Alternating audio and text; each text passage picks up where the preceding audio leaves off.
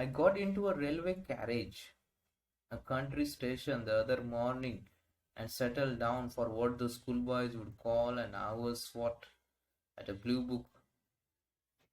So the writer was not reading for pleasure. He was not reading for pleasure only. The truth is that I never do read blue books for pleasure. I read them as a barrister reads a brief. I think I could enjoy. So one should enjoy his own, whatever may be. Tristram Shandy, Treasure Island. Okay, when you read personally. But when you are reading a thing as a task, you need reasonable quiet, and that is what I didn't get. For at the next station in came a couple of men, one of whom talked to his friend for the rest of the journey about his loud, it talked in a loud and pompous voice. So they were talking something useless and they were talking loudly about them, maybe related to generals, politicians. So this man made this mistake, that man made this mistake. French have done this, Germans have made this. So you know the sort of stuff I had heard it all before. So it was like a barrel organ groaning out some banal song of long ago. If I had asked him to be good enough to talk in a lower tone, I dare say he would have thought I was a very rude fellow. तर मी त्या माणसाला म्हटलं असतं, अरे बाबा थोडं हळू, I'm getting disturbed. So he would say, it's my right, it's my life. Why do you, why do you ask me? It did not occur to him that anybody could have anything better to do than to listen to him, and I have no doubt he left the carriage convinced that everybody in it had, thanks to him, had a very illuminating journey and would carry away a pleasing impression of his encyclopedic range. He was obviously a well intentioned person. The thing that was wrong with him was that he had not the social sense. He was not a clubbable man. A reasonable consideration for the rights or feelings of others is the foundation of social conduct. So it is commonly alleged against women that in the respect they are less civilized than men, and I am bound to confess that in my experience it is the woman, the well-dressed woman who thrusts herself in front of you at the ticket office. The man would not attempt, partly because he knows the thing would not be tolerated from him, but also because he has been better drilled in the small give and take of social relationships.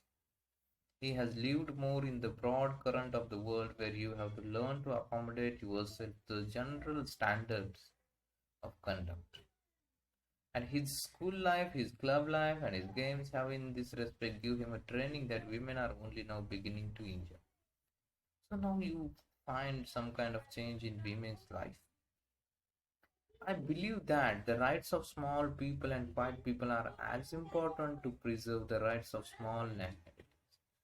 तर छोट्या छोट्या देशांचं स्वातंत्र्य जसं महत्वाचं आहे तसं छोट्या छोट्या लोकांचं सुद्धा महत्वाचं आहे. When I hear the aggressive bullying horn which some motorists deliberately use, I confess that I feel something boiling up in me, which is very like what I felt when Germany came trampling like a bully over Belgium. By what right, my dear sir, do you go along our highways, uttering the hideous curse on all who impede your path? Cannot you announce your coming like a gentleman? Cannot you take your turn? Are you someone in particular, or are you simply a gospeler of the prophet did say? I find myself wondering, without realizing, that he is the spirit of Persia, and a very ugly spectacle in a civilized.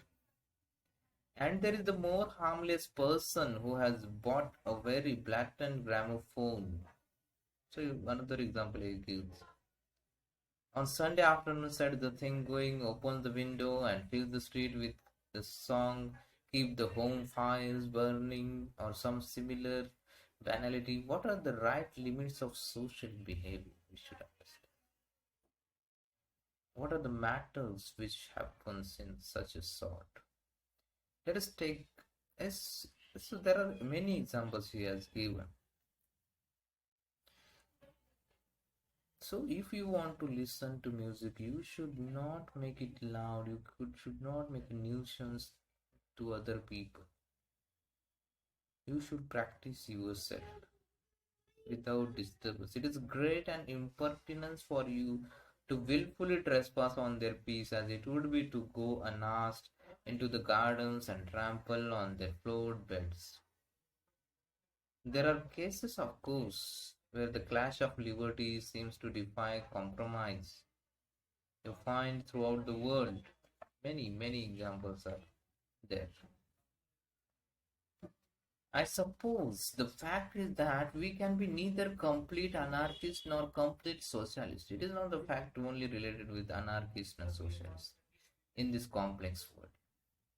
Or rather, we must be a judicious mixture of both. We have both liberties to preserve personal liberty as well as social liberty.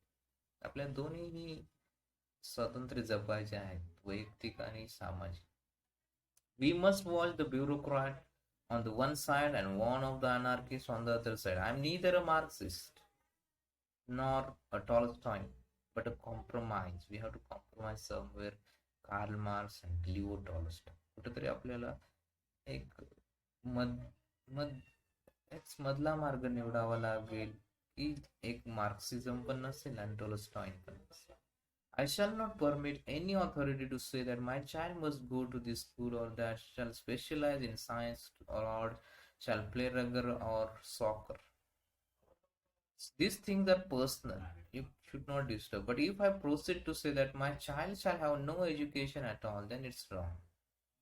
He shall be brought up a primeval savage or at Mr. Fagin's academy for pickpockets, then society will politely but firmly tell me that it has no use for primeval savages and a very stern objection to pickpocket, and that my child must have a certain minimum of education, whether I like it or not.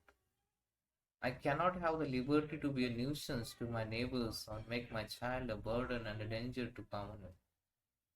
तर मुलांच्या बाबतीत आपण मुलांना कोणत्या शाळेत घालायचं की नाही हे तुम्हाला जर if you have problem you can send at the better school, okay, but if you are not giving the education then you are taking liberty of that child. तुम्ही त्या मुलाला शिक्षणच देत नसाल तर त्याला स्वतःचं स्वातंत्र्य तुम्ही जपत नाही. So it has a right, it has freedom to learn.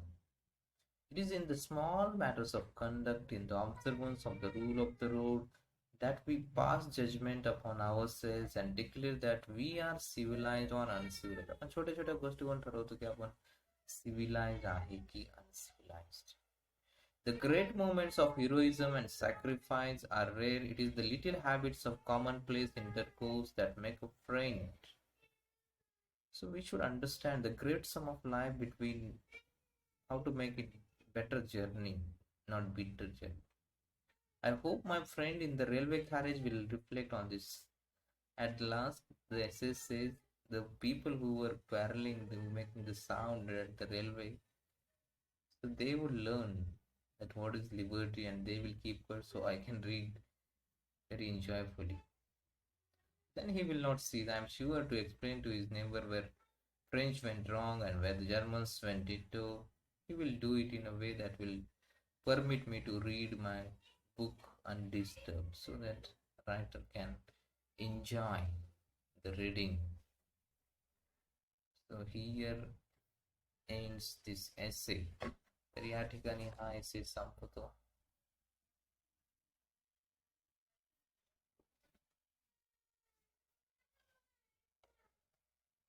Here it ends. On the Rule of the Road by A.G. Gardiner.